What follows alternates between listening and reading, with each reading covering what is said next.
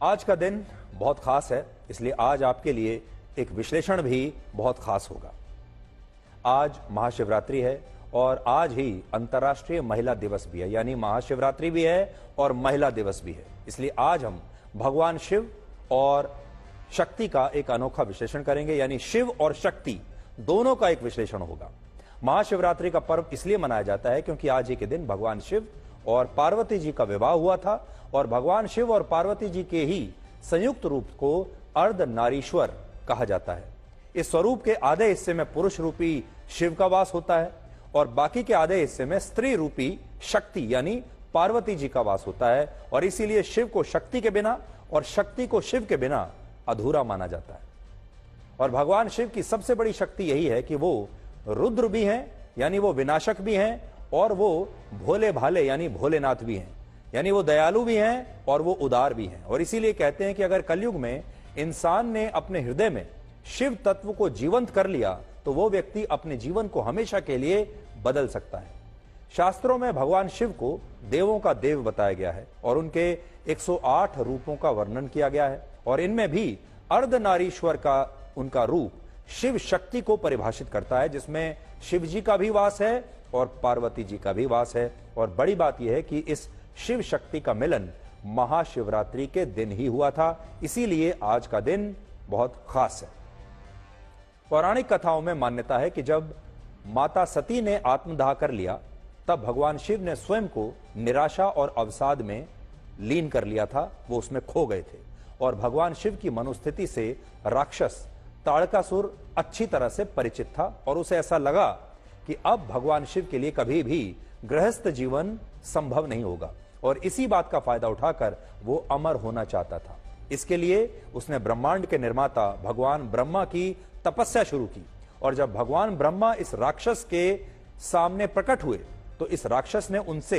एक बहुत ही विशेष वरदान मांगा, और वो वरदान ये था कि इस राक्षस की मृत्यु भगवान शिव के पुत्र के अलावा किसी और के हाथों नहीं होनी चाहिए। भगवान ब्रह्मा ने तथास्तु कहकर इस राक्षस को यह वरदान दे दिया, क्योंकि इस राक्षस को ऐसा लगता था कि माता सती के आत्मदाह के बाद भगवान शिव के लिए गृहस्थ जीवन संभव होगा ही नहीं, और अगर गृहस्थ जीवन में भगवान शिव आएंगे नहीं तो उनका पुत्र भी कहां से आएगा। इसलिए उसने खुद को अमर समझ लिया और विश्व को यह राक्षस आतंकित करने लगा। उसने वरदान ही ऐसा मांगा कि अब उसे कोई मार ना सके। इसी समय राजा हिमवंत अपनी पत्नी के साथ हिमालय में रहते थे, और उनकी पुत्री कोई और नहीं बल्कि पार्वती जी थी, और पार्वती को भगवान शिव के प्रति अटूट विश्वास था। पार्वती का भगवान शिव से तभी विवाह हो सकता था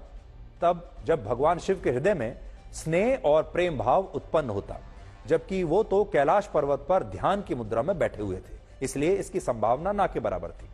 भगवान शिव की इस मनोस्थिति को देखते हुए कामदेव को उनके पास भेजा गया और उन्हें यह जिम्मेदारी सौंपी गई कि वो भगवान शिव को प्रेम से सरोबार कर देंगे, और इसीलिए उन्होंने कैलाश पर्वत पर भगवान शिव के हृदय पर प्रेम का एक तीर चलाया। और लेकिन यह तीर भगवान शिव के हृदय को स्पर्श करता उससे पहले ही भगवान शिव की तीसरी आंख यानी उनका तीसरा नेत्र खुल गया और उन्होंने कामदेव को भी भस्म कर दिया। और जब यह प्रयास असफल हुआ तब पार्वती जी योगिनी बनने के लिए कैलाश पर्वत पर आकर भगवान शिव की तपस्या करने लगी, और इस तपस्या से भगवान शिव इस कदर प्रसन्न हुए कि उन्होंने ऐसे रूप में पार्वती के समक्ष जाने का फैसला किया जो उन्हें शायद अच्छा नहीं लगता। लेकिन जब इस रूप में भगवान शिव ने पार्वती से यह पूछा कि क्या वो उनसे विवाह करेंगी, तो पार्वती ने अगले ही क्षण में अपनी सहमति दे दी, और इसके बाद भगवान शिव अपने असली रूप में प्रकट हो गए, और बाद में उसी रात्रि को भगवान शिव और पार्वती का विवाह हुआ, जिसकी वजह से यह रात्रि महाशिवरात्रि बनी। और बाद में भगवान शिव और पार्वती के सबसे बड़े पुत्र कार्तिकेय ने उसी राक्षस का वध किया जिसने भगवान ब्रह्मा से यह वरदान मांगा था कि उसका विनाश भगवान शिव के पुत्र के हाथों ही होना चाहिए और किसी के हाथों नहीं। आप में से बहुत सारे लोगों को यह बात शायद पता नहीं होगी कि भारत में सबसे ज्यादा लोग भगवान शिव की ही आराधना करते हैं। अमेरिका के मशहूर थिंक टैंक प्यू रिसर्च के मुताबिक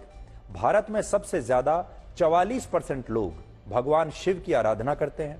35% लोग भगवान शिव के अवतार हनुमान जी की आराधना करते हैं। 32% लोग भगवान शिव के पुत्र गणेश जी की आराधना करते हैं। 28% लोग लक्ष्मी जी की आराधना करते हैं। 21% भगवान श्री कृष्ण की, 20% देवी काली की और 17% लोग भगवान श्री राम की आराधना करते हैं।